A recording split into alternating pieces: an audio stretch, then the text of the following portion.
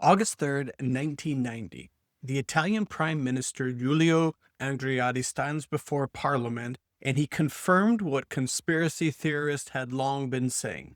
Yes, we had secret NATO armies. Yes, they operated for decades. And yes, it was all real.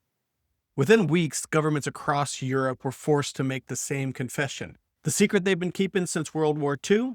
It was called Operation Gladio. So for a long time, Gladio sounded like a conspiracy theory. I think that's why a lot of people and academics haven't wanted to touch it, because they don't want it to be labeled as one of these tinfoil hat types. Then in 1990, it all stopped being one. So parliamentary investigations and judicial inquiries all over Europe forced governments to acknowledge what had existed all along, that clandestine stay-behind networks created during the Cold War were deliberately kept out of democratic oversight. So after World War II, the CIA and the MI6 helped to organize these covert cells, these structures across Western Europe that were designed to activate if the Soviet Union invaded. Now, to do that, they had to stockpile weapons and explosives and communications equipment in these secret caches. By 1990, governments across Europe, including the Netherlands, were forced to admit that they all had their own versions of these secret armies. So historian Daniele Gansler, in their book, NATO's Armies, has documented that these networks existed in at least 16 different countries. The Netherlands held out talking about theirs longer than most. Then in November of 1990, Prime Minister Ruud Lubbers finally admitted what everyone had suspected. Yes, the Dutch had a stay-behind network too. But his admission came with a carefully worded disclaimer. There had been no foreign or NATO supervision. So the Dutch network, Lubbers insisted, was different. It was more controlled. It was nothing like the whole Italian mess with its links to terrorism or right-wing extremism. Or so they would have us believe. The reassurance would be difficult for them to maintain. Critics often ask if there is proof whether these networks had operated inside their former colonies, and the answer to that is also yes. The Belgian government admitted that their secret army, SDRA-8, operated in the Congo and Rwanda and Burundi. And Portugal used similar networks to take down the anti-insurgency in Angola and Mozambique. So Suriname, if it was a Gladio operation, would not have been an isolated case. It would just be a Dutch application of a proven colonial model for dealing with left-wing communist insurgency. Now, this mattered because it reveals something fundamental about how Western states are managing risk during this period of time. When normal diplomacy fails, and when overt force is politically impossible, the governments reach to their quieter tools, to their deniable funds, to their unofficial intermediaries, to inducements rather than arrests, and exiling people rather than trial.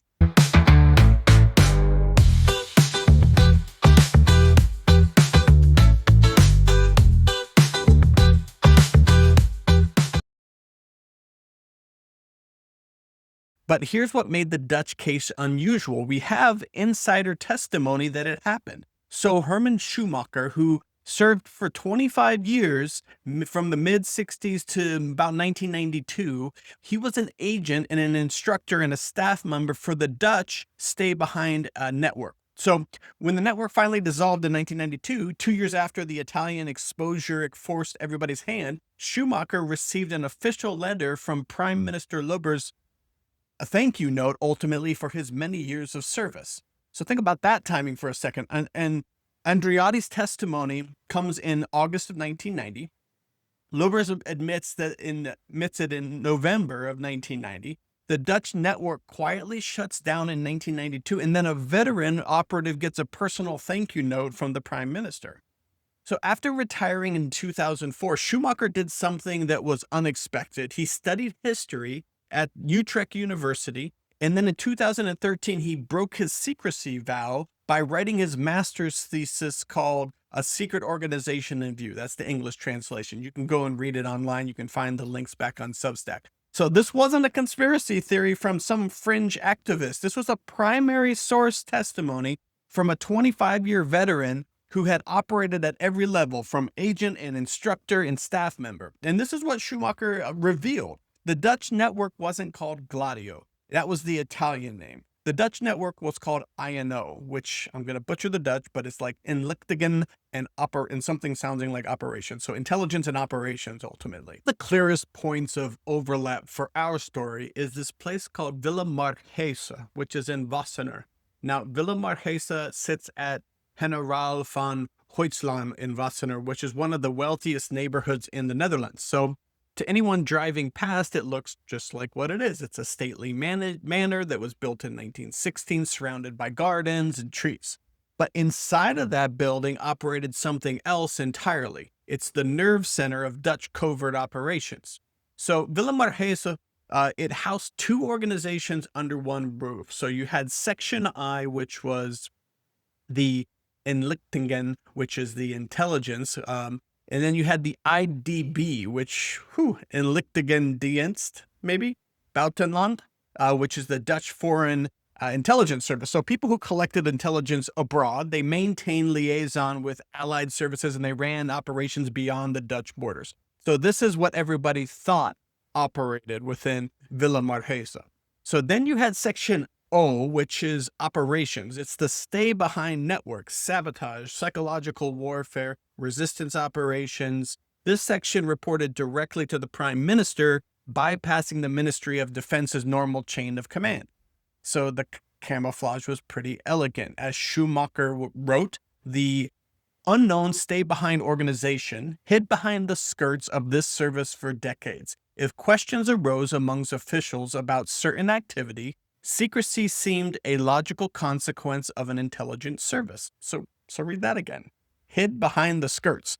So a quick little side note, in the 1950s, the Dutch military wasn't technically allowed to run spy operations in foreign countries. That was the job of a civilian agency called the BID, the Foreign Intelligence Service. However, the military didn't think that the civilian agency was doing a good enough job, so they created a shadow agency called the SAZ-VII, or 7. It was specifically to spy on East Germany. They hid this agency within a civilian one. So essentially, they used the BID as a skirt or a mask to hide behind. So officially, MIVD selection lists now confirm the sheer scale of this shadow output. You had government records admitting that through SAZ-VII, military intelligence, or G2, they were receiving dozens of reports a week, sourced from what they determined was a perfectly functioning agent network. They had books called Barracks in East Germany that was filled with clandestine photos of military buildings taken by these secret agents, and this admission validates that Villa Maarheeze wasn't just this passive storage site, but it was the hub of a high-volume intelligence factory that was bypassing traditional oversight. Materials and equipment for Section O, procured through Section I. Finances for stayed-behind operations, arranged under the collective budget headings for Section I's accounts.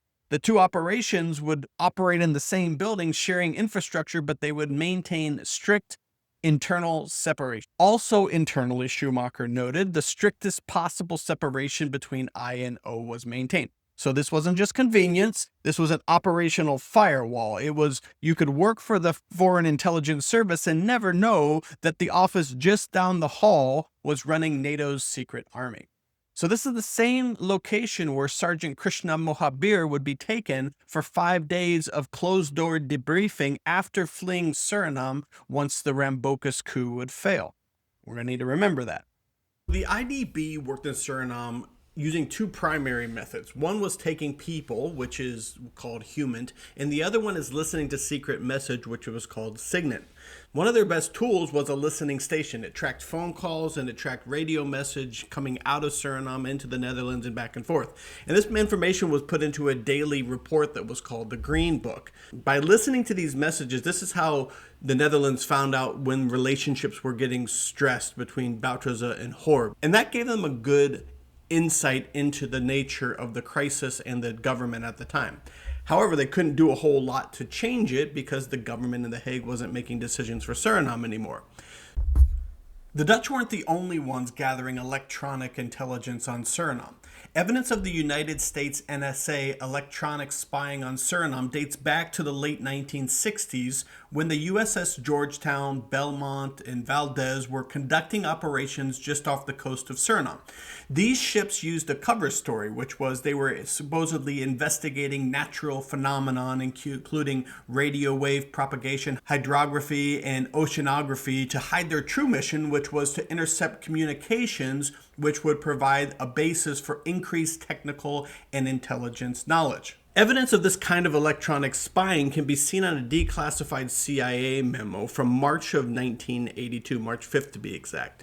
This report lists U.S. persons whose names were being caught in electronic surveillance. This wasn't some kind of passive sweep, general gathering of intelligence. The timing of this, not only does it coincide with the beginning of the Rambocus coup, but it also coincides exactly with Operation Queen's Hunter, which was this clandestine SIGINT mission that used these modified Beechcraft King Air aircraft to conduct theater-wide eavesdropping across Latin America, where operations were going on in the month of March of 1982. So on this highly classified distribution list that they captured was the names of Ronald Reagan, the Secretary of State Alexander Haig, Colonel Albert Byes, that you remember from the Wolfpack episodes, who is the military attaché in Suriname who was doubling as a spy at the time. Now, the presence of Byes' name proves that Suriname, just 6 days before the Rambocus coup, had begun elevated to the same kind of surveillance dashboard as wars in El Salvador and Nicaragua. So the technical architecture that they probably used to capture information in Suriname would have been different than they would have been using in El Salvador, because they didn't have the same infrastructure. So in Suriname, if you may have read some of my articles about the tracking stations that they were putting up, these LiDAR stations in Suriname, they were these geodetic mapping tools, and they had satellites and things like that they'd set up in the 60s and 70s.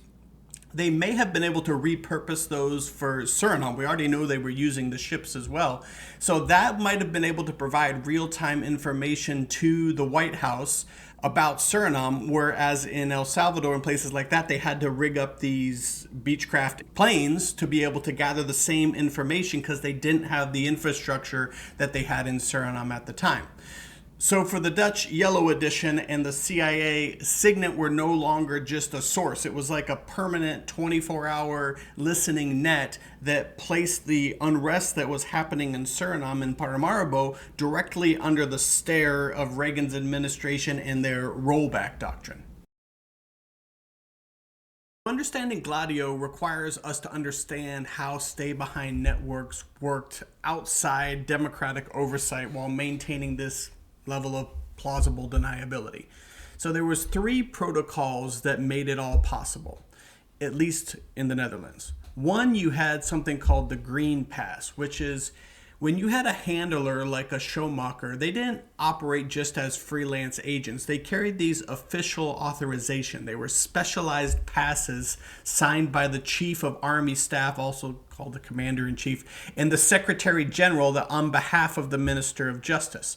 So this Green Pass ordered police and military personnel, KMAR, Royal, I don't know how to pronounce it, to assist the bearer of the Green Pass without any question. So no explanations were required, no paperwork was filled out, no records maintained. These provided a legal immunity for moving weapons and radio and classified materials across the Netherlands. So a handler who had one of these Green Passes could transport stay-behind equipment and recruit other assets and conduct operations, all with the full backing of the state authority, but none of the accountability that came with it. And if they were questioned, the handler simply produced the pass. The investigating officer was ordered to assist and forget that it ever happened. So the system was designed to leave absolutely no trail. And this explains why individuals like Peter van Haperen could easily access military facilities later in 1983 when they went to the Johan Wilhelm Friso barracks in Assen.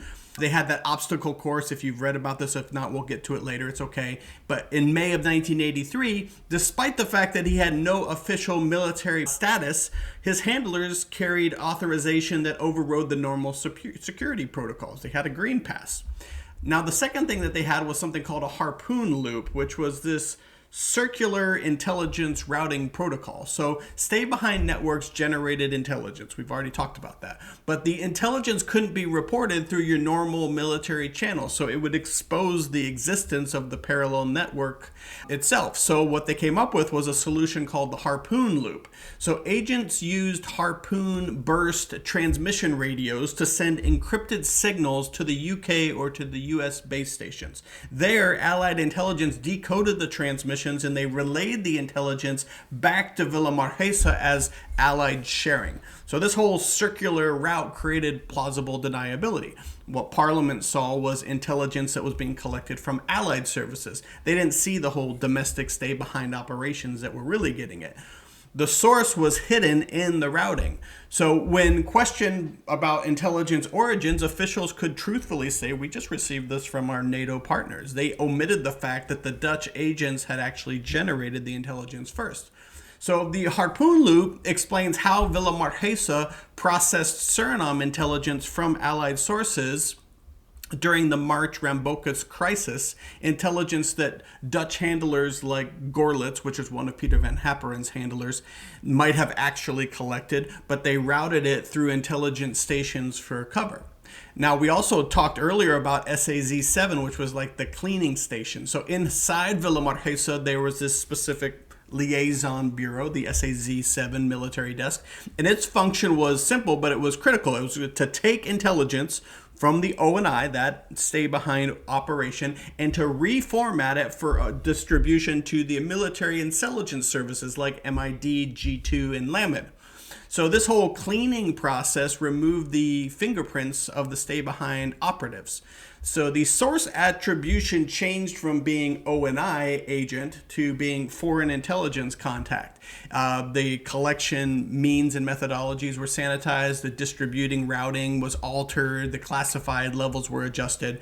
So the official government document explains the logic behind the trickery that was used. It used the phrase forced constructions of authority to describe how the system was set up. It's the government's own way of admitting that they used a messy, complicated chain of command to hide the truth. They did this so that they could turn a secret spy mission into a official military report without acknowledging where the data really came from. By 1956, this secret union was officially hidden inside another agency, the BID, just to keep this whole fake structure going.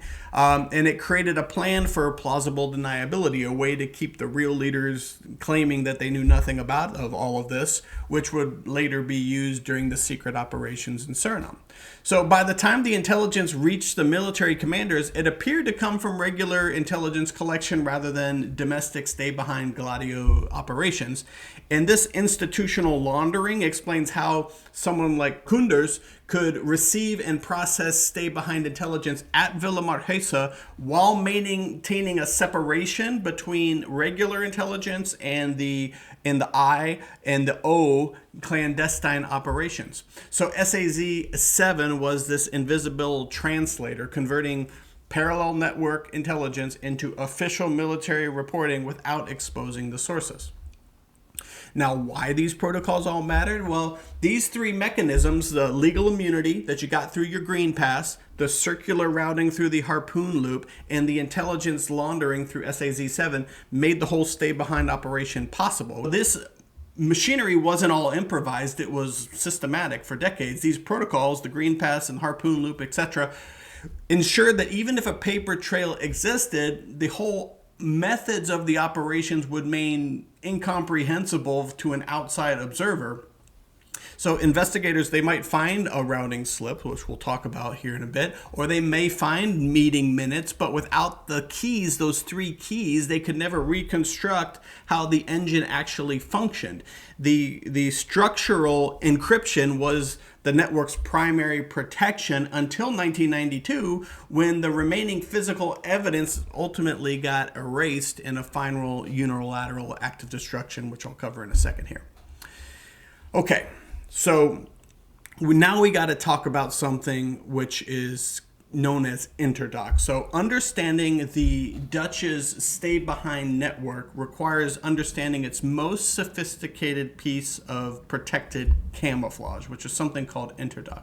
So while Villa Maarheeze housed the physical building and the infrastructure and the green pass, harpoon loops, all that, something else was needed, which you needed to have like a public face that would explain why you had former intelligence officers who were meeting with CIA officials, hosting conferences across Europe, and coordinating with these anti-communist networks worldwide.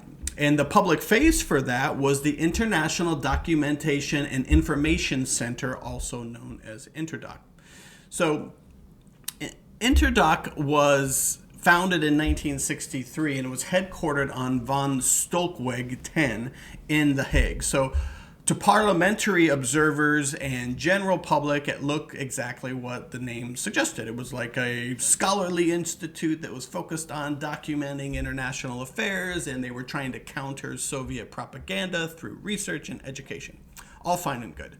The institute published journals and hosted conferences, and they had a library of documentation about Soviet activities and communist movements across Europe. And the scholars presented papers, and academics debated ideology, and journalists, they consulted the archives, all perfectly legitimate. Now, the legitimacy was precisely the point. But this reality of the whole thing was a lot more complex. Historian Giles Scott Smith has written a great book about this. He has studied Interdoc's operations extensively. You can go, there's a preview of it online. I Googled, but you can also buy it online as well. And if you're interested in this stuff, it's kind of a definitive book on this. And he identified what was intelligence professionals called a state-private network, which was an organization that existed in that gray zone between government and civil society, because it officially wasn't part of government. It couldn't be subject to the same mechanisms that constrained the BVD or military intelligence, yet it maintained close relationships with those same services, and it even drew personnel from them so it could coordinate operations that official agencies couldn't publicly acknowledge. So it functioned as one scholar termed a revolving door between the secret and the non-secret worlds. So this positioning was deliberate because Interdoc was technically private. It could do things like receive funding from intelligence services without appearing on the budget for the official government. It could host international conferences without diplomatic protocols.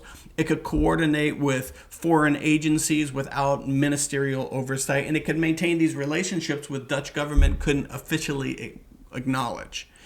So the financial architecture supporting Interdoc, that would reveal what its true purpose was. So while it maintained its whole appearance of academia and through publications and conferences, the actual funding came from three sources that had nothing to do with scholarly research. First of all, you had Western intelligence services. So the CIA was providing funding through various foundations and front organizations. The West German BND, they contributed to it as well. So these intelligence agencies needed a mechanism for coordinating anti-communist operations across Western Europe without being complicated by official government-to-government cooperation. And now, secondly, you had multinational corporations like Shell and Philips. They were two Dutch industrial giants with a lot of funding, and their interest aligned with Western interests and those of Western intelligence services. They wanted stable, anti-communist governments in resource-rich regions that protected their investments and their supply chains. And then the third source was these private contributions. You had wealthy individuals with anti-communist convictions providing additional resources that were often channeled through a foundation that obscured who the ultimate donors were. You may remember us talking about how people like Ross Perot were funding operations with Oliver North during the General Dozier rescue operation. So things like that, other people like that, not just Perot, but plenty of wealthy people. So this whole diversified funding structure meant that Interdoc could claim independence from any government agency while actually serving the interests of multiple Western intelligence services and their corporate donors simultaneously. So Interdoc's stated purpose was citizenship training, educating Europeans about the threats of communist ideology and nurturing free individual capability of defending democratic values. So that framing was critical because the organization wasn't technically engaged in espionage, which would be illegal. It was conducting civic education, which was patriotic. So the language allowed Interdoc to be able to screen potential recruits through educational programs and identify individuals with anti-communist commitments and assess their reliability and their discretion and create these networks of trusted contacts across Europe, all under academic conferences and citizenship seminars. So these citizenship training programs were really effective as recruiting cover. Young men and young women would attend seminars on Western values and resistance to totalitarianism. And those who had aptitude and discretion and the right ideological commitment might receive additional attention, and some would be recruited directly. Others would be cultivated over the years, gradually drawing them into the parallel world that existed alongside Interdoc's public activities. As one operative later testified, Interdoc was established specifically for, quote, misleading and disinformation, a way to hide their real nature of the intelligence operations behind the facade of a democratic respectability. So behind all the conferences and the research publications, Interdoc served three critical intelligence functions. Predominantly, first, it was a personnel pipeline. It was providing a way of recruiting and vetting outside of the official government channels. The BVD's former head of training who founded the organization, he spent years developing expertise in identifying and cultivating intelligence assets. His citizenship training allowed him to continue his work in a private capacity, still screening candidates that could be passed into official services or employed by stay-behind networks. Secondly, Western intelligence services needed the mechanisms for coordinating operations across national boundaries without being complicated by foreign diplomatic channels. And Interdoc's international conferences, they provided the perfect cover for that. So your officers from different countries and services could meet and exchange information and coordinate operations while appearing to be attending an academic symposium against communist ideology.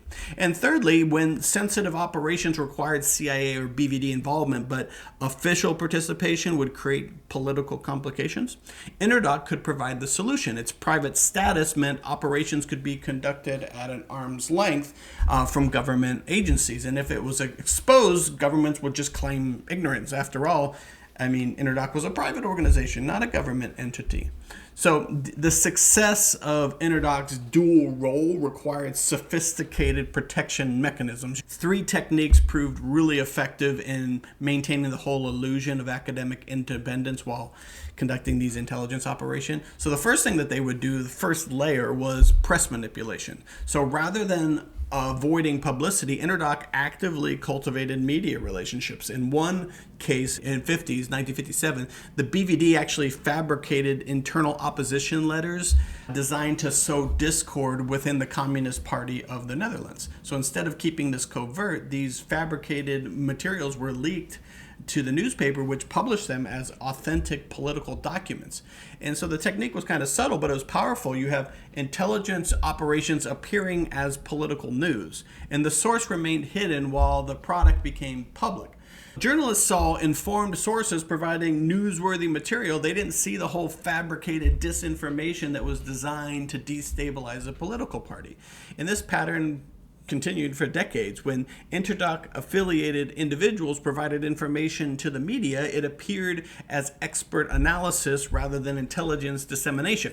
The whole academic reputation legitimized the information while obscuring its operational origins. The same thing was happening in America, where people like Oliver North and that cadre were hiring people, academics, to write articles that would appear in the Wall Street Journal that were designed to raise support down in Nicaragua for the Contra operations. So this was not unique to the Netherlands.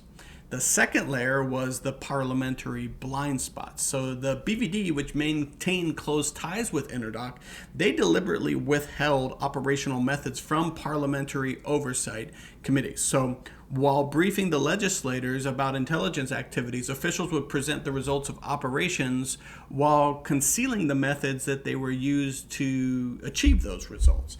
And their rationale was straightforward. We're going to avoid the accusation that intelligence services were doing politics, engaging in domestic political manipulation rather than foreign intelligence collection. By presenting only the analytical products, the byproducts, the reports, rather than the means that they used to collect them, the BVD was protecting Interdoc's role in recruiting and coordinating and executing these sensitive operations. So the parliamentary investigators could examine Interdoc's conferences and their publications and all their public activities. They couldn't examine the recruiting process occurring under the cover of citizenship training or the operational coordination that was masked as being academic cooperation. And then you had the third layer was, and probably the most effective, was the structure of the whole thing. Because Interdoc existed in that whole gray zone, it was genuinely unclear who had oversight authority over them. I mean, was it a private think tank? Then the whole parliamentary intelligence didn't apply. Was it doing intelligence work? Then it should be subject to government scrutiny. And the answer was really both and neither. This whole gray zone created a protection mechanism that was stronger than any classification system because investigators couldn't figure out what they could categorize and what they couldn't.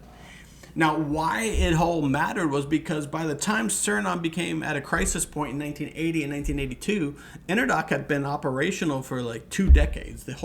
It was a mature system, the cover was well established, the coordination mechanisms were proven.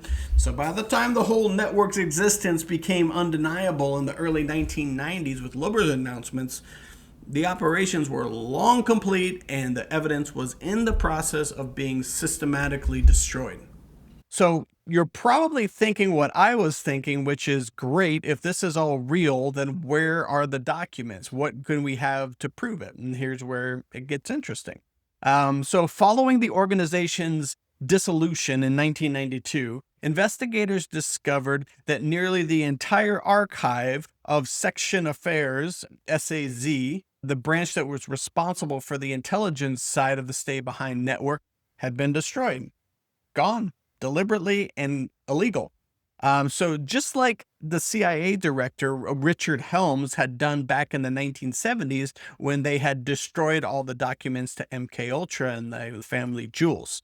Just watched an interesting documentary the other night on about that on Netflix, which was documenting the reporter Seymour Hersh. So that's worth checking out. So anyways, you've got R.J. Hoekstra, which was the Secretary General of the Ministry of General Affairs and the top advisor to the Prime Minister at the time. He was found administratively negligent by a 1998 parliamentary committee, but Hoekstra denied personally orchestrating or ordering the destruction. So official reports say that the archives were destroyed arbitrarily, unilaterally by a high-ranking SAZ employee in the late 1992s. So Herman Schoemaker, you know him, the guy who had been a part of the Gladio network, he described it as destructive work. Official reports state that the archives were destroyed. Aikunmakta, which means arbitrarily, unilaterally. And this was done by a high-ranking employee in 1992. So in his master's thesis, Schoemaker revealed a disturbing truth. Hoekstra had blocked the National Archivist's attempt to stop the purge. But the suppression went even deeper than that. National Archivist Ketelaar later revealed that attempts to intervene were systematically discouraged by Hoekstra. So the pressure was so intense that Ketelaar described that continuing oversight into the document destruction would have been political suicide.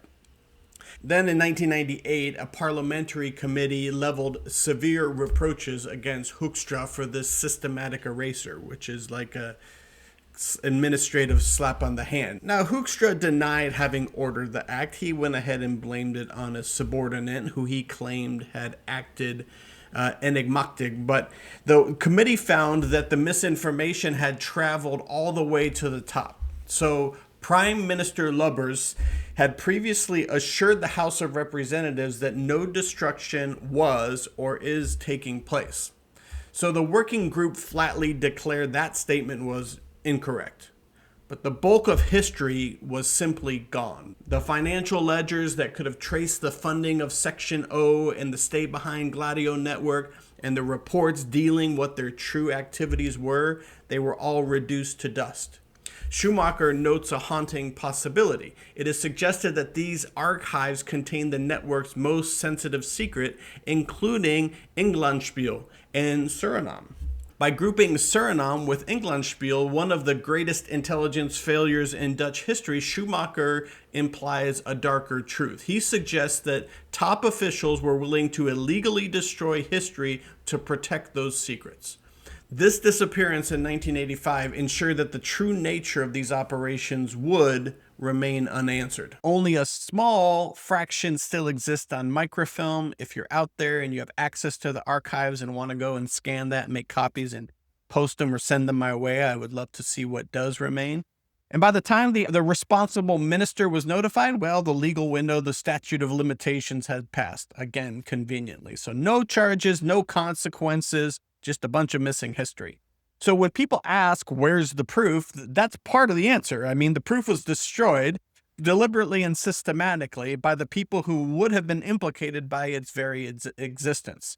So once you see all of this, the big machine that Peter Meyer spoke about starts to become easier and easier to imagine. It's like today when you start to hear people talking about the Epstein files and they're saying this is so much bigger than we ever imagined. This is the same stuff that was going on back in the Netherlands in the 1970s. And in fact, very similar types of activities, claims of blackmail and sex and extortion and underworld ties and things like that. Same stuff, royalty, Prince Andrew, all that, the same stuff. And we'll get into that here in a little bit. But this was not improvisation. This was a professional system that had been in place since World War II. From 1945 roughly to 1992, so 47 years. It was built for over 4 decades, trained to absorb these crises, and accustomed to operating without any visibility or any parliamentary oversight or interference. So Daniele Gansler did the world a huge service by writing his 2005 book, NATO's Secret Army, and compiling all the information about what parliamentary investigations across Europe had confirmed. Operation Gladio was real. It operated in at least 16 countries, and it frequently crossed the line from defensive preparation directly into offensive political action. Herman Schoemaker did something even more remarkable for us by, after serving for 25 years inside the Dutch Stay Behind organization, ONI, he wrote his master's thesis explaining exactly how it worked, where it operated, how it was structured, why the archives were destroyed. So the first time, Gladio had a face, a name, a former insider who was willing to document what couldn't be denied anymore. But if we're ever going to get behind and understand how this machinery connected to Suriname, we're going to need to do a little bit more digging, some archaeological work. Because while Gansler proved that the network existed across Europe, and Schoemaker proved that it existed in the Netherlands, they neither fully documented how European methodology was adapted for operations in the Caribbean. And the paper trail for that was deliberately destroyed. The SAZ archives in 1992, Colonel Gorlitz, who we'll talk about in a couple chapters, his documents were all destroyed in 1984, just 14,000 kilos of them. Key operational files that could not be found when investigators came looking for them. So what we have instead are these fragments. We have some leaked documents that are stolen by activists. We have testimony from operatives years later, sometimes decades. We have snippets of meeting minutes that survive because nobody realized how significant they would be. And you know those scenes in a movie where you have lawyers who have these big bags of shredded documents someone tried to get rid of and they start to tape them all together? Well, that's us. And we got to get busy putting them back together.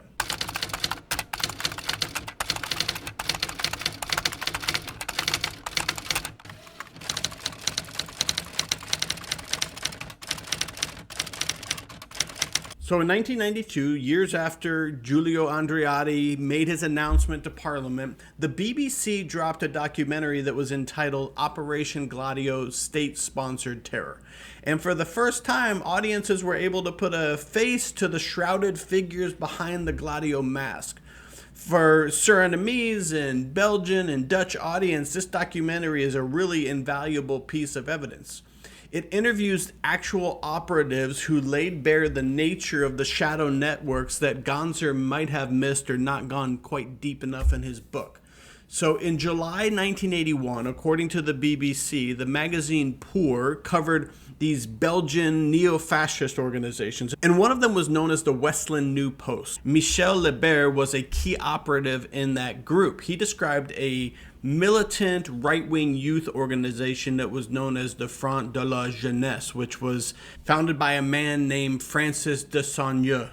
They would all train on private lands in the Ardennes with former military members and members of the Belgian gendarmerie. This group pretty much stopped existing after it became public that Baron Benoit de Beauvoir-Jean, a confidant of the Prime Minister, was their financier.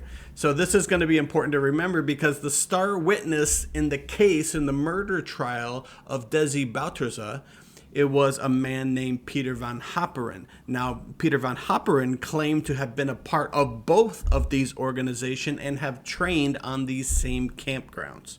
So he began, alongside the Surinamese resistance, to recruit from these very cells of people.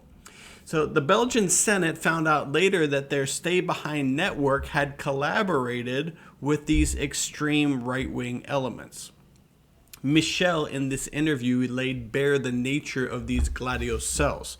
The Westland New Post operated with a very strict hierarchical structure. At the very top was a top major chief of staff whose identity was kept secret.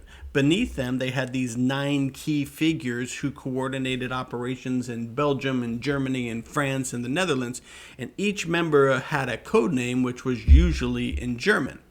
Now, a key player in all of this was a man named Paul Latinus. He was charged with building the Belgian branch on the model of the Nazi SS. And when he was pressed to ask who gave them this assignment, he admitted that it was the Americans. Think about that. You have an American intelligence service ordering the Europeans to build a paramilitary network that's modeled after the Nazi SS. So the BBC interviews one of the primary witnesses, which was an Oswald Lewinter. He identified himself as a CIA liaison officer who had infiltrated the Italian Red Brigades. Now, kind of a twist of fate here, the CIA later admitted that they had no record of his existence. Lewinter admitted even that his colonel persona was a fabrication. This raises another haunting question, which was he a genuine deniable asset of the CIA, or was he a professional fabricator who was muddying the waters pretending to be a CIA agent on a BBC documentary? So beneath the Latinus layer, you find the operational layer. That's where you find people who have code names like the Colonel, a Secret Service inspector who would give lectures in private apartments wearing a balaclava, which, you know, those ninja hats or ski masks. So picture that scene for a second. You got a safe house in Belgium, a bunch of young men sitting around in a living room, and a government employee walks in wearing a ninja mask. And his lecture topic is how to kill without leaving a trace. So they had specialists for poisoning, for explosives. They had trainers like someone named Robert and Casali. And this structure was deliberate compartmentalization. So you had on one side the action branch, which was for your direct operations, and 2, you had an intellectual branch when you had to call someone and you needed technical or scientific support, and then you had the university branch, which was for expertise. So the whole system was set up so that no single person understood what the other person is doing and didn't grasp the whole picture. But here's where it makes this testimony critical. By the early 1980s, they weren't just defensive preparations for Soviet invasion. These were active operations.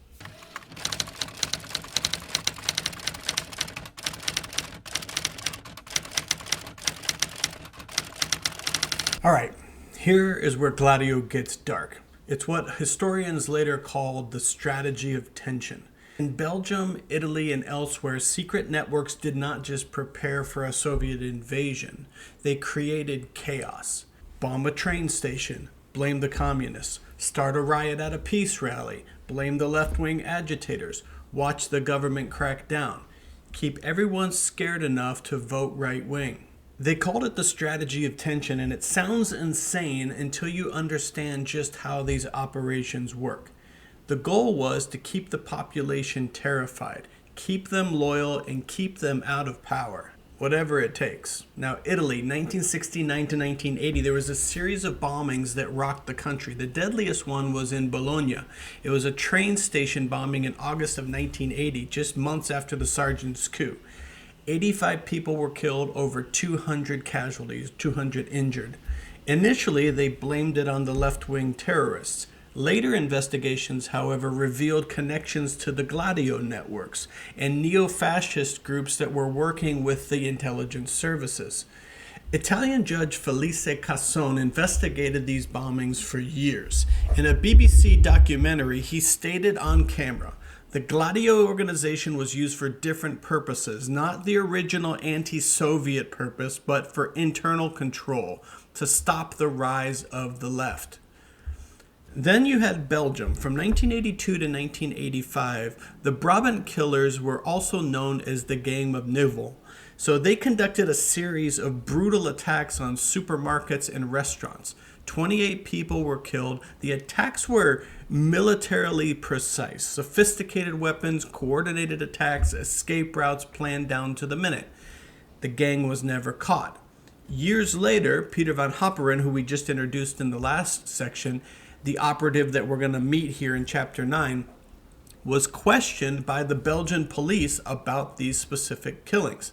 The police verified that he knew or possessed perpetrator information about unpublished crime scene details and techniques used in a 1985 murder.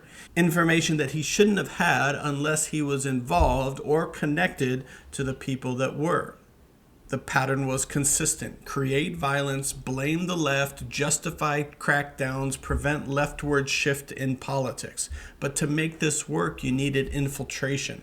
Not to help the opposition succeed, but to understand them, to steer them, and prevent outcomes that would force overt intervention. And they had a name for it. It was called encapsulation. By infiltrating the group with agents, intelligence services could manage the failures. Not so fast that the group gave up entirely, not so slow that they might actually succeed, just managed failure. Keep everybody weak, keep them dependent, keep total control. For the longest time, this network of agent provocateurs and Gladio saboteurs remained hidden in the shadows, and their connections to Suriname have been unknown. Then, in 1984, that all changed. November 18th and 19th in Utrecht, anti-military activists broke into the offices of the 450 Counterintelligence Detachment, the very unit that was tasked with surveilling the robbers. It was an act of defiance against the state apparatus that was monitoring churches and anti-war groups and soldiers' unions looking for radicals, people who were into the peace movement and didn't want nuclear weapons. These were all lumped in together. But what they found when that break-in was bigger than they'd imagined. There were thousands of pages of classified documents, personnel lists, organization charts, operational protocols. There were meeting minutes documenting systematic infiltration operations against Dutch citizens who were exercising their constitutional rights to oppose nuclear power. They called it Project Fatima. The leaked materials published in 1985 by the activist magazine Encroach exposed how Lamed had embedded infiltrators inside soldiers' units and peace organizations. These weren't passive observers, they were active participants trying to steer things and incite violence in some cases. They attended meetings, they collected membership rolls, they photographed the demonstrations, and then they reported back to their handlers. At its peak in the summer of 1982 in June, there was 11 active infiltrators operational in the field, 37 more in preparation, 7 pre-screened service candidates who are identified and in the process of being groomed. So you had 55 infiltrators in this pipeline for organizations with only 6,000 to 14,000 members. And how they recruited the operatives, that's where it gets even more disturbing. From the UNCROUT documents, here's a quote. "A new method to recruit infiltrators has been found. Principals, vice principals, and other school staff must watch out which of their students would be suitable as F-infiltrants. They must pass their names on to the CID." So the document continues. "This method has the advantage that a lot is known about the candidates in advance. Who knows better than a teacher whether the boys are obedient to authority?" So schools became talent spotting infrastructure for potential spies. Teachers identified Gesetzeskontrau, or authority obedient boys. Their names were passed on to the 450 CID. Background investigations were done. They were approached during military service. They were trained as infiltrators, and then they were deployed after service ended. It was like a conveyor belt from high school to intelligence operations. But buried in those documents was something that didn't quite fit the whole domestic surveillance narrative. There was reference to Suriname operations. There was a major named Koenders who appeared in multiple contexts. There was a planned deployment to Suriname in early 1982 that was suddenly canceled after the Rambocus coup attempt failed. Materials that were in somebody's custody, which were Rambocus's attack plans, photographs with a parenthetical question from the editors themselves that asked, "Thanks to Koenders?" That question mark there is really important. That question mark, that's the key to everything. So even the activists who stole these documents weren't entirely sure what they had found. They made the connections. There was domestic infiltration, and the Suriname intelligence work was overlapping through the same officer, but they couldn't prove the mechanism. And here's what that question mark may unlock. Why the Rambocus coup failed with such suspicious precision, why 15 men were murdered at Fort Zeelandia in December of 1982, why Peter Mayer died in a wet road in Delft in June of 1983, and why Desi Bouterse would stake his entire defense 30 years later on the credibility of a Dutch operative named Peter van Haperen. The UNCROUT activists did not know what they had found. They saw the connection, but they couldn't prove it.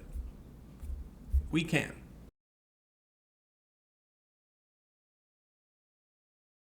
So to understand who Koenders was and what exactly he was managing, you have to understand the organization that he commanded.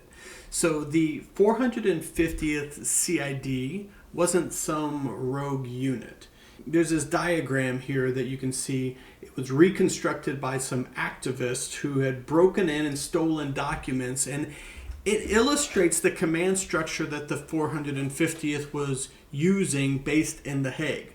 So it had institutional architecture, right? It had institutional architecture and infrastructure with headquarters on Alpha aan de Rijn and an operational base at Schefferkamp and also at De Leer. And it had 3 regional teams covering the Netherlands. You had Plug, you had Noord-Holland, you had Zuid-Holland, you had Utrecht and Provence. And this is the Utrecht team. That was the team that had actually infiltrated VVDM, which was the headquarters. So this kind of handwritten document here, it was kind of illustrated by somebody named Adjutant Booth of the 450th. It maps the whole unit's transition from defensive security to offensive counterintelligence.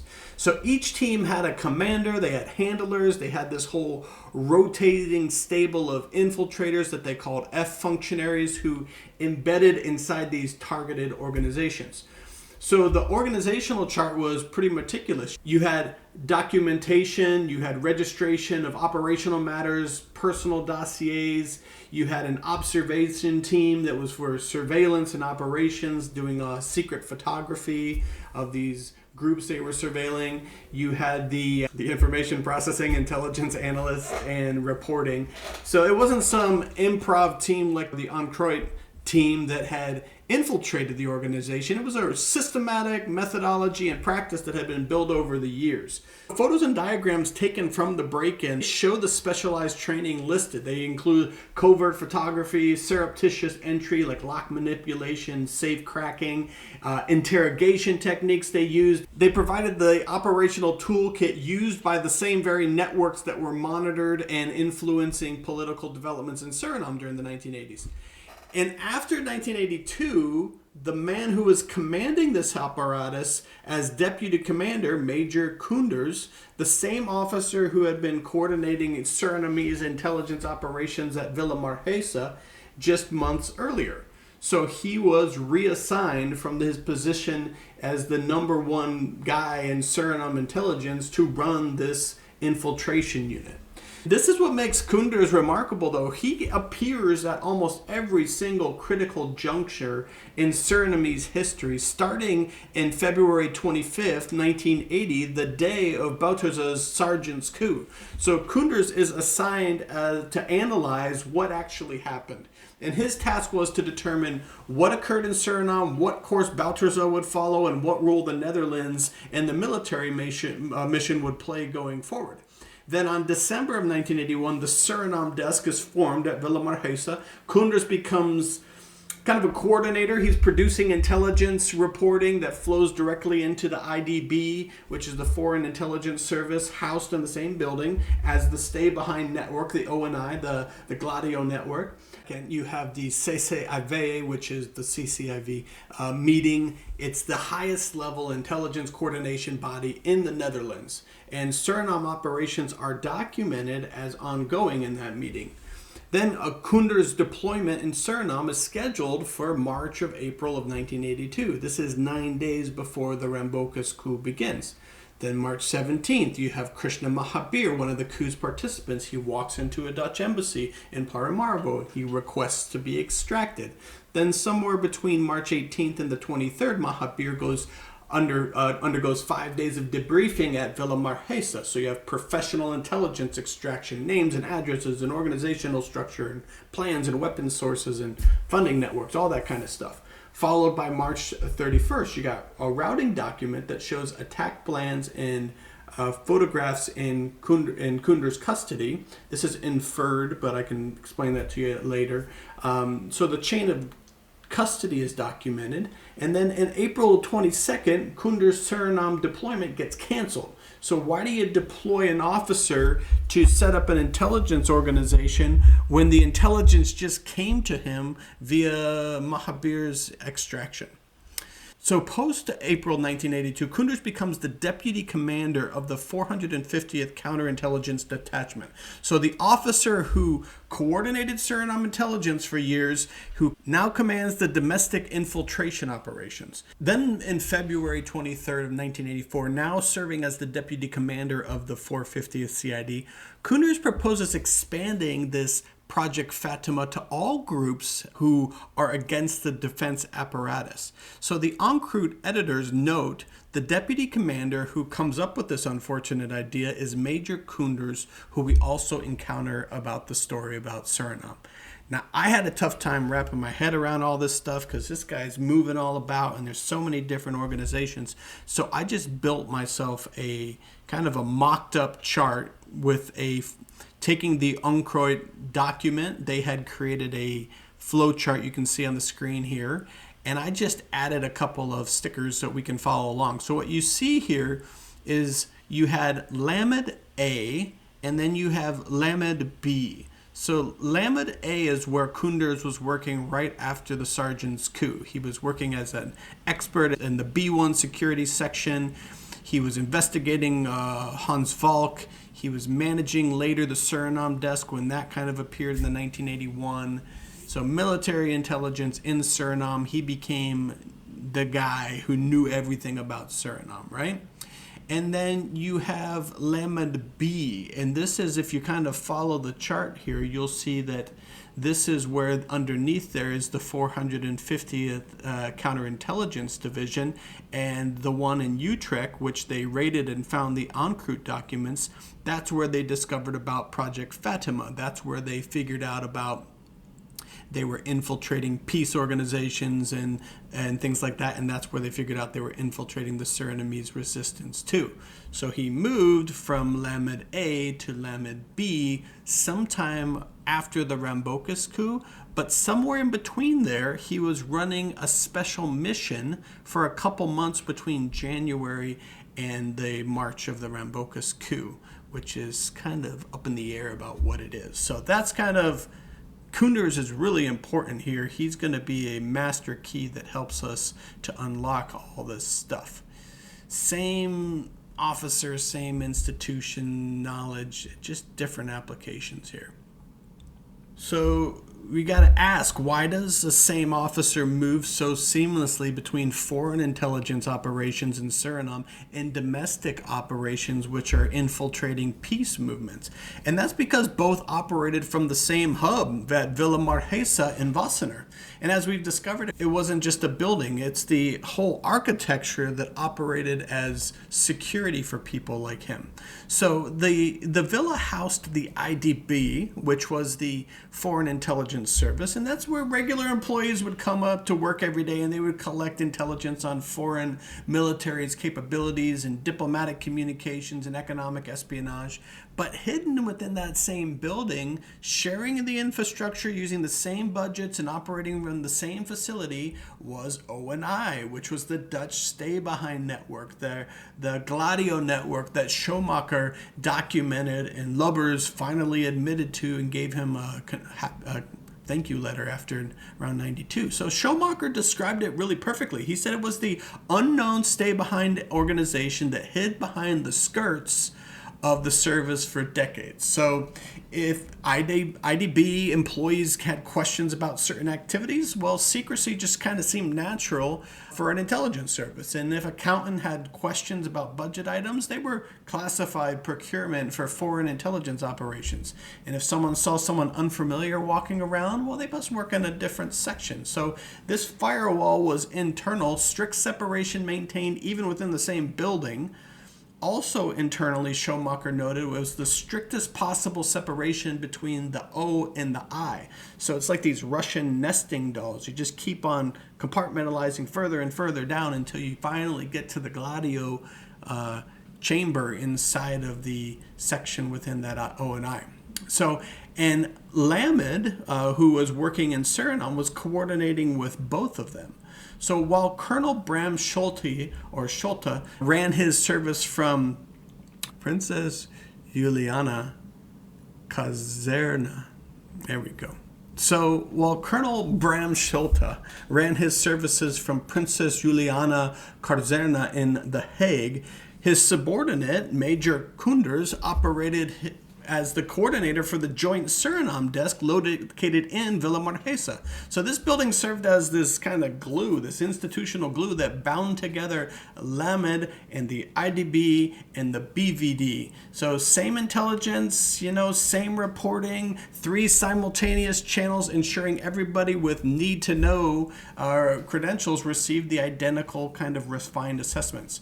So when you had somebody like Corporal Krishna Mahabier, who was later identified by Bouterse as the brains behind the Rambocus coup, when he fled in a vegetable truck to French Guiana on March 17th, 1982, he was eventually funneled back into the Netherlands. So by April 1982, he was in the hands of the intelligence apparatus centered in Villa Maarheeze. So professional debriefing by officers who knew exactly what kind of questions to ask because they'd been tracking Surinamese resistance networks for over a year. And this overlap at Villa Maarheeze provided the perfect skirt that Schoemaker described to hide behind the more aggressive operations of Section O, the stay behind. So while the Suriname desk was appearing to be in a standard intelligence sharing hub, it served as this intelligence laundromat, strategic data that was gathered by Section I and foreign intelligence was systematically reformatted by the SAZ-VII SAZ-VII cleaning station into offensive tactical protocols that were capable of being used by someone like Major Koenders and his domestic 450 CID teams. So this whole ensured that the specialized techniques of the stay-behind network, such as secret break-in techniques and interrogation methods, could be redirected toward the Surinamese resistance while they maintained total plausible deniability. Now, if you want proof that this wasn't just some kind of rogue operation, all you got to do is look at the CCIV minutes from March 2nd of 1982, and we got a copy of these. So the Commission for Coordination of Intelligence and Security Services, that's the American translation of the CCIV, was the highest level intelligence coordination body in the Netherlands. It was chaired by the Secretary of General of the Ministry of Defense, and members included representatives from every intelligence service. So this wasn't just some kind of casual working group. It was where operations requiring cross-agency authorization got their final blessing. It's kind of the parallel to the American crisis pre-planning groups that George Bush had set up. So the planning for the final phase of the Dutch's secret plans began in earnest in early 1982. So while Colonel Schulte was in Washington working with Caspar Weinberger and negotiating a public policy of appeasement and stabilization, which is what Bob de Graaf talked about in his book, his own department was already ordering the tactical deployment of Major Koenders to Paramaribo to set up an intelligence organization. So if the minutes from the military intelligence meeting here on January 27th, they record an explicit order for Major Koenders' next rotation. You can see it right here. It says, it's a kind of a snippet from January 27th minutes. It records like an official order for Major Koenders to deploy to Suriname in the next 2 months to set up an intelligence organization with an expected departure of March or April, which aligns perfectly with the Rambocus coup.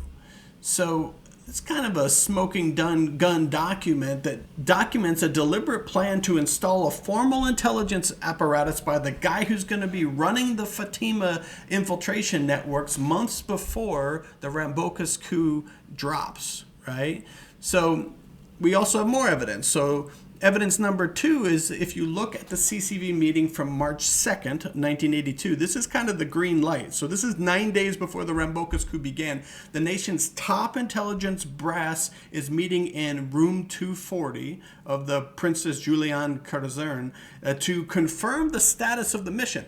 And the report from that meeting contains like a brief but kind of chilling update when you know what's going to be coming in a couple of days. Because it says, Suriname, military support is progressing. Coordination is taking place via the head of LAMED and the deputy head of intelligence and security. So that single meeting proves that the Suriname operations weren't improvised. They were planned and coordinated and resourced through the highest channels. Intelligence led to support. Standard military support is usually handled by logistics. It's coordinated directly by the head of LAMED, which was Colonel Schulte. So it proves that this was an intelligence-led operation. And the timing is pretty deliberate too, occurring 9 days before the Rambocus coup. The deployment was scheduled for the exact moment when the crisis was going to break. So institutional level authorization existed. The CCV doesn't document operations that haven't been approved by senior leadership. So when people ask, where's the proof that the government knew, this is the wrong kind of question. Awareness is just passive, right? What the March 2nd report shows us in that document is activation. 9 days before the coup, the nation's top intelligence brass confirmed that the mission was progressing. But if you look really closely at who was in the room, this wasn't a meeting of just diplomats or logistics officers. This was a gathering of specialized heads of the Dutch stay-behind network. So the Dutch just didn't build an organization like this to manage Suriname. They simply took the engine that NATO had designed for Gladio resistance, and which was built for secrecy and sabotage and deniability of communications, and they just pointed that at Suriname. By cross-referencing the list of who was attending in that meeting with the official institutional history of those services, we can kind of see the double vision of Dutch secret state that was in room 240. So many of the top individuals in that room held a public mask of regular military duty, but they also had kind of a clandestine function that was designed for the shadows of a stay-behind war. So when people ask what's the proof of what the government knew, this is the dual track evidence right here. On one hand, you've got a tactical blueprint from the Onkraut archives that show Koenders being ordered to Suriname. On the other hand, you have this strategic green light from March the 2nd in that CCIV report, where the nation's top intelligence brass confirmed that the mission was progressing just 9 days before the Rambocus coup. And when you put them together, these documents prove that the Netherlands' most senior intelligence body wasn't just aware of Suriname crisis happening, they were actively managing the deployment of their key operator, Koenders, right into the heart of it. So I've made another kind of infographic here that we can look at. And there's just a lot of moving parts in here. So what I did was I compared the information on that meeting minutes, that March 2nd meeting minutes, to a 1999 Rio report. And so what we could do is we could see what the titles were of the people who were in the meeting, and then compare it to the Rio report that talks about what their military roles were and how those roles were supposed to engage with ONI, or Dutch Gladio operations. So you see things like the G2 1LK, they had the field intelligence people. They kind of maintained close contact with the SAZ, stay behind hub, to ensure intelligence channel was open in case there was an invasion that happened in Suriname. You had the kind of the 898 VDB BAT, kind of a signal intelligence unit right there. They probably used that Harpoon network that we talked about earlier. You have the SAZ, that kind of the cleaning station, so they could take in the information and launder it.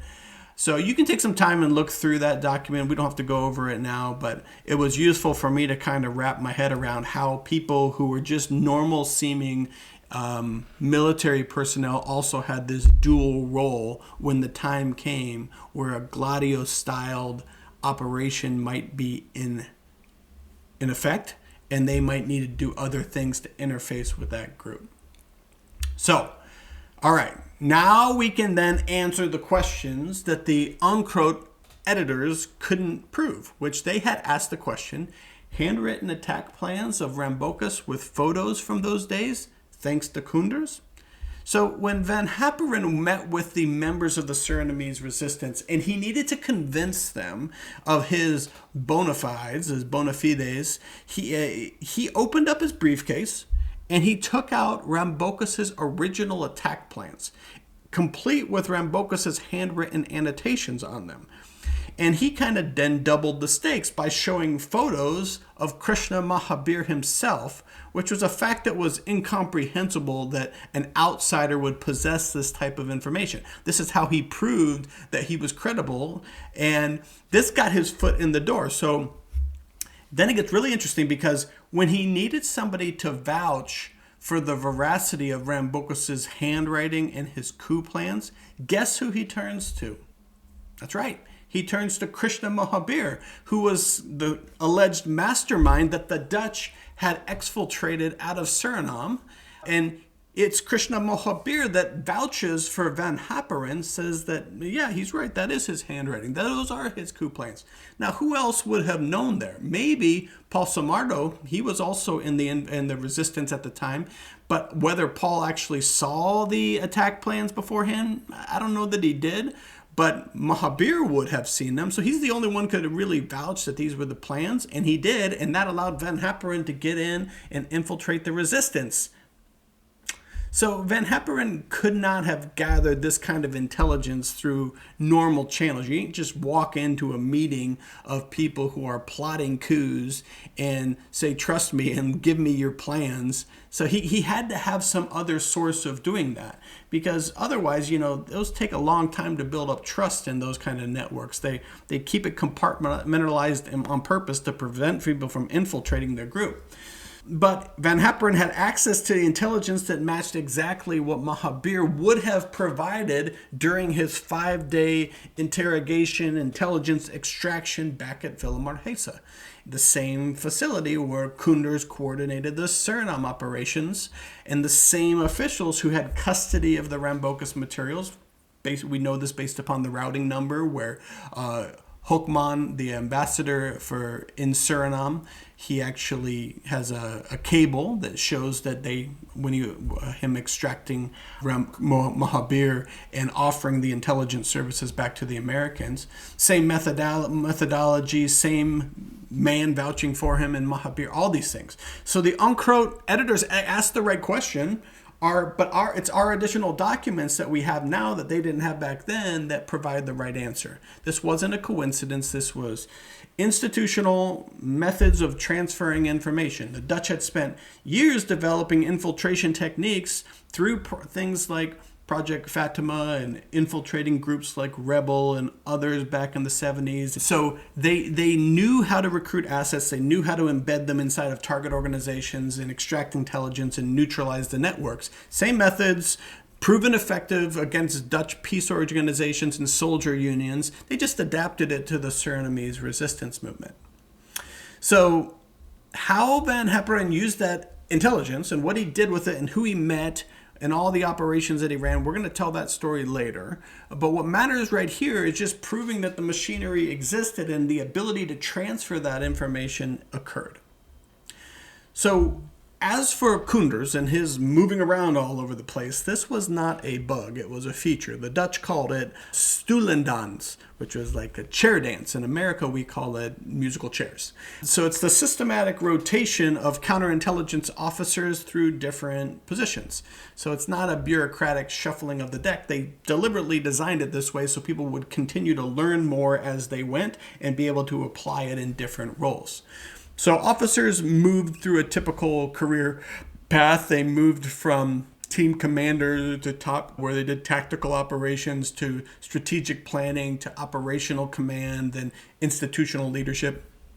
The system really ensured that officers gained expertise across multiple domains. It was tactical operations, intelligence, coordination, command responsibility. And this created a kind of a dangerous or lethal institutional memory. So an officer who had learned infiltration techniques in domestic operations could then apply them abroad in foreign theaters like Suriname, and an officer who coordinated foreign intelligence could command domestic surveillance. So the methods transferred throughout the personnel. In Koenders, he fit this pattern perfectly. But with the Surinamese kind of specialization layered in after 2 years of being the primary intelligence asset on the ground. So he pretty much went like this. He went from foreign intelligence analyst investigating the 1980 coup and the Valk affair, to strategic coordination at the Suriname desk at Maarheeze, to operational planning, scheduled deployment for March of 82, to domestic command, the 450 counterintelligence commander, to operational expansion into Project Fatima, where all these groups, they were infiltrating any group that was against the military-industrial complex. So same industrial knowledge, same classified materials, same facility, Maarheeze, different applications depending on what the operation kind of required. So this wasn't some rogue officer going maverick. This was just the system working as it was intended. The chair dance ensured that expertise built infiltrating Dutch peace groups could be applied to infiltrating the Surinamese resistance. And that intelligence that they extracted developed for domestic operations could then be used for foreign assets. That's just the machinery that's built for one purpose, shifting gears to do something else. And because everything operated in the same kind of compartmentalized structures, the O&I hidden inside of IDB, Lamin coordinating with both the 450th counterintelligence as a separate detachment. There was no single person outside of the coordination level of Schulte and Demick and Koenders that needed to really understand the full, complete picture, which is why someone like Van Haperen knew a little bit, but enough to be dangerous, but he's kind of staying in his lane. So this whole architecture just made it completely deniable because it was all fragmented. So why does this all matter? Well, when governments finally admitted that Gladio existed in 1990, they emphasized kind of the defensive purpose. It was resistance against the Soviets who were invading. But what the Andreotti leaks and the Koenders career trajectory prove is that something more disturbing was going on. The same infrastructure that was built for defensive preparation could be and was used for offensive political operations. These organizational charts, the infiltration protocols, the handler networks, the training facilities, the secure debriefing locations, this is the highest level coordination bodies. All of it existed, all of it is documented, all of it was authorized. And when the operational requirements changed, when America decides to invade or Suriname became a problem requiring management rather than a former colony requiring evacuation, the machinery didn't need to be rebuilt from scratch. It just needed to be redirected, which is why someone like Koenders might have been going and looking for the Black Tulip documents in the fall of 1981. So Gladio was never just a purely European phenomenon. From the beginning, it was a transatlantic project. You may remember from the earlier, when we were talking about that BBC documentary, that Latinas claimed that it was American intelligence that had created his Gladio cell. And this was because America didn't need their own stay-behind army in America. The communists never reached their shores. We have two big oceans that have served as a buffer. But during the Reagan administration, they wanted to stop communism from advancing, but they also wanted to actively roll it back. They wanted to take it to the communists. But sometimes allied countries had their own domestic agendas that stood counter to the American anti-communist surge, right? So for situations like that, the Army had this field manual. It was Field Manual 3031B, Supplement B. It was from March 18, 1970. It was signed by General William Westmoreland, and it had three key provisions. So the first provision authorized the provocation of violence. Here's a quote. There may be times when the HC, the host country, government shows passivity or indecision in the face of communist or communist-inspired subversion, and they react with inadequate vigor to intelligence estimates transmitted by U.S. agencies.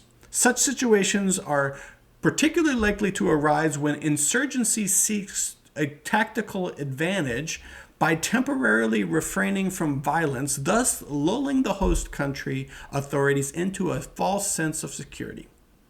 In such cases, U.S. Army intelligence must have the means of launching special operations, which will convince the host country governments and the public opinion of the reality of the insurgency danger and the necessity of counteraction. Okay, that was a lot, but read it carefully. When a foreign government, like the Netherlands, don't see the communist threat as seriously as the American intelligence prefers them to, American forces are authorized to conduct special operations that will create the perception of insurgent danger. Now, the second provision establishes that casualties amongst civilians and friendly forces are acceptable costs. So the basic logic is that small-scale violence prevents large-scale revolution. Targeted casualties justify security apparatus expansion. There's a lot of gobbledygook here, but public fear enables policy changes that are impossible when things are stable, and managed chaos is preferable to uncontrolled opposition. So then there's the third provision, and then we'll recap this. And it sounds quite a bit like the NSD-17 directive that Reagan signed in November of 1981. And it emphasizes that recruiting officers from the host country's military who can implement these operations while maintaining plausible deniability for the U.S. involvement. So what you ultimately created in this document is you had indigenous operational capacity, meaning you recruited somebody who was already in the country, working in that country's military, so that the U.S. didn't get blamed for it. You had institutional cover, which is Hey, just the military is acting in the national interest of the country, whether that host country knows that it's a real problem or not. We know that it's a problem. This is the U.S. speaking. So we're going to do things to convince them that it's a problem, that it could include casualties and damage, because in the long run, it's justified. And it's all deniable because it's all hidden behind local people who are doing this activity. And it's sustainable because the network will survive personnel changes that happen. So when you start to think about all this stuff going on, I mean, you got people like Mahabier, who was working in the military in Suriname, who ends up launching a coup, who ends up getting extracted through extraordinary measures by the Dutch right when Gladio operations are happening, and makes you scratch your head a little bit. So that BBC documentary offers multiple people who debated this document and whether it was authentic back in 1992. There was one Italian source who said that a document was given to me by a very dear friend who was part of SCIA before returning to headquarters. And he said, take this with you and read it when you have a moment of time. Paraphrasing. An American intelligence official stated, I suspect it's an authentic document. It's the kind of special, forbidden, but if it's not authentic, you need someone. Well, then the document was published and authenticated later by Daniela Gonzer in NATO's secret armies. And you can now read it for yourself in 2026 out on Wikispooks. And you got to remember this doctrine, because when we get back to the Ramboka School and it fails in 1982, and the Dutch still are hesitant to act, Schultes still talking to Weinberger, trying to convince him not to invade Suriname, well, you're about to watch things like these protocols deploy in Suriname and in Belgium with the Brabant Killers and the gang there in real time. So by late 1981, Dutch officials were under heavy pressure from Washington to keep the Caribbean streamlined against communist influence, but they were reluctant to directly intervene in their former colony. And that kind of pressure explains why the Suriname desk was created in December of 81. It wasn't just fixing things administratively. It was encapsulating Bouterse, surrounding him with Dutch trained advisors, preventing Cuban alignment, and managing the resistance so no outcome forced the Americans' hand to intervene. And that matters for our story because of what happened in December 81. So 1 month after Koenders' investigation confirmed that Hans Falk was involved in the original sergeant's coup, he watched his report get buried. And 1 month after Peter Meyer, who we'll talk about here in the next chapter, after he became a whistleblower and started documenting the Dutch military mission members and their compromised loyalties, 1 month after he had discovered the Operation Black Tulip in a Paramaribo filing cabinet, the Dutch established something that was called the Suriname Desk. So according to historians Bob de Graaf and Willem Maarheeze, this was not a normal intelligence coordination unit. The Suriname Desk combined 3 different services. You had IDB, which was foreign intelligence, LAMID, which was military intelligence, and BVD, which was the domestic security. And Major Koenders, the same officer who had just investigated Valk's role in the coup, did the reporting for this desk. But here's the key detail. All of that reporting went to the IDB. It didn't go to the Ministry of Foreign Affairs or through your normal diplomatic channels. As Ellen de Vries documents, that this was the task of the IDB because LAMID had expert personnel in the person of Koenders, and this service did the reporting on Suriname. That was usually sent simultaneously to Demick, the Chief of Army Staff, and the IDB. So did you catch that? The Surinamese intelligence was flowing directly to Willem Maarheeze, the same building that housed Section INO or ONI, the same location where the stay-behind operations were concealed behind all this foreign intelligence cover, the same infrastructure where, as Schoemaker documented, Section O operations funded through Section I budgets. So the same machinery Peter Meyer, the whistleblower, discovered wasn't historical. It was currently operational. But the Dutch weren't working alone. 1 month after the Suriname Desk was established, on January 12th, President Reagan signed National Security Directive No. 2. On paper, it just reorganized the National Security Council, created some new interagency groups. just standard bureaucratic housekeeping. But in reality, it did exactly what the Dutch had just done. It created mechanisms to bypass normal oversight. NSDD-2 established flexible crisis pre-planning groups that could coordinate multiple theater operations without traditional government oversight constraints. And all these groups were chaired by people like Vice President George Bush, who could respond to perceived crises in real time without being bogged down by all the bureaucracy and normal diplomatic channel. So does that sound familiar? The Dutch created a desk that bypassed the Ministry of Foreign Affairs, funneling it all to the Villa Maarheeze, where the Gladio operations were, and then the Americans created groups that bypassed Congress, funneling operation directly to Bush, former head of the CIA, and his special situation group. Same month, same structure, same purpose, and here's what makes the timing more interesting, because in January of 1982, between the Suriname desk formation and the NSDD-2, in January signing of that document, Lamed Station Chief Colonel Schulte flies to Washington. In his meeting, coordinate with the CIA and inform American officials about Dutch policy in Suriname. And according to de Graaf, Schulte also made arrangements for more intensive communication between the CIA on one side and IDB and Lamed on the other. So the American conversation partners of Schulte emphasized their wish that the Netherlands would establish the joint Suriname desk comprised of IDB, BVD, and Lamed. So, read that again. The Americans requested that the joint Suriname desk be founded, that the desk that would funnel it all to Villa Maarheeze, that the desk that Koenders would run. So this wasn't parallel development. This was a coordinated restructuring across NATO intelligence services.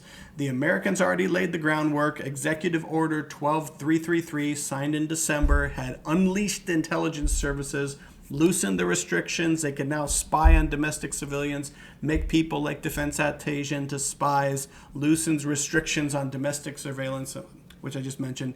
So, and created Bush's special situation group to manage national crisis without oversight.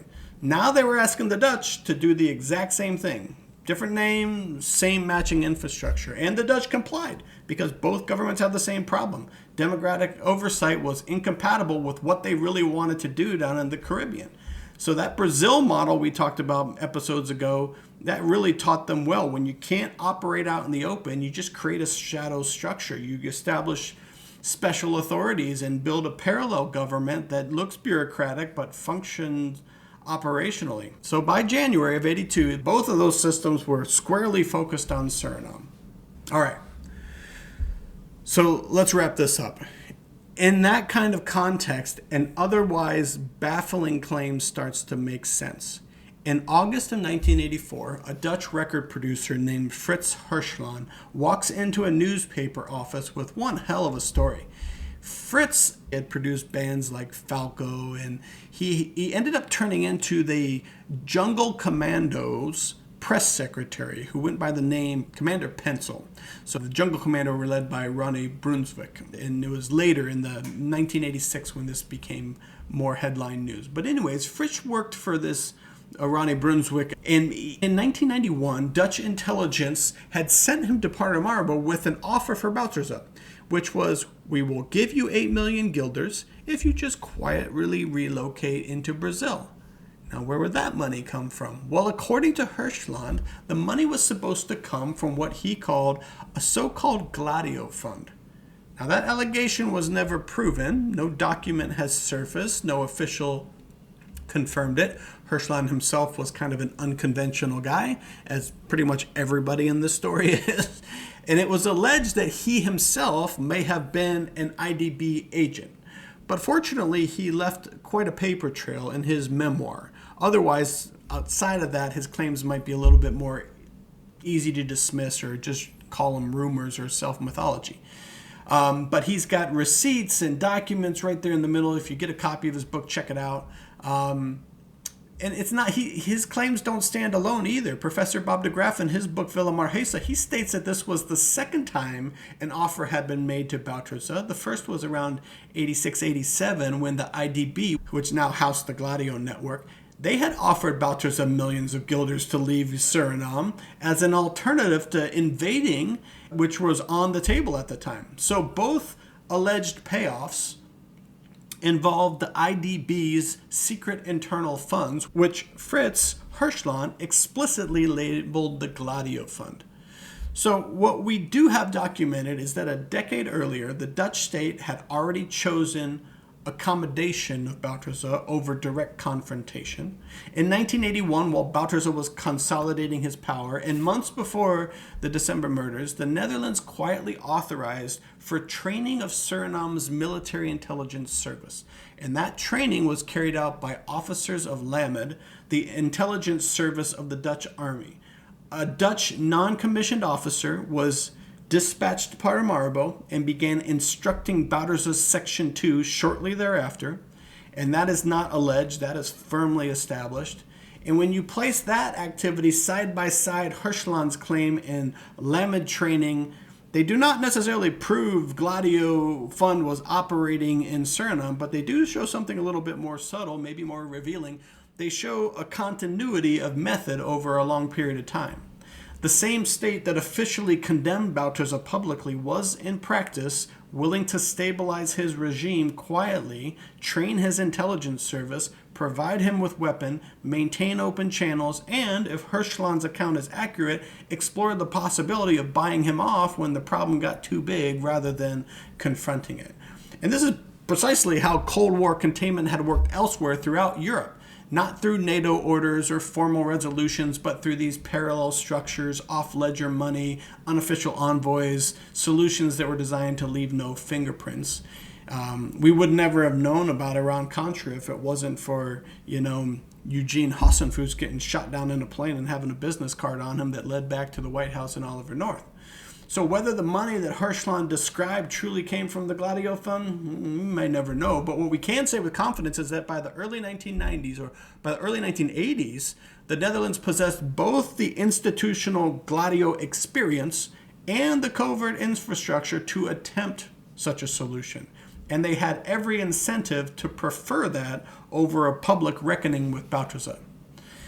And sometimes the danger in a system like that is not the secrecy itself, but it's what happens when somebody inside that machinery, someone like a Peter Meyer, begins asking the wrong kind of questions.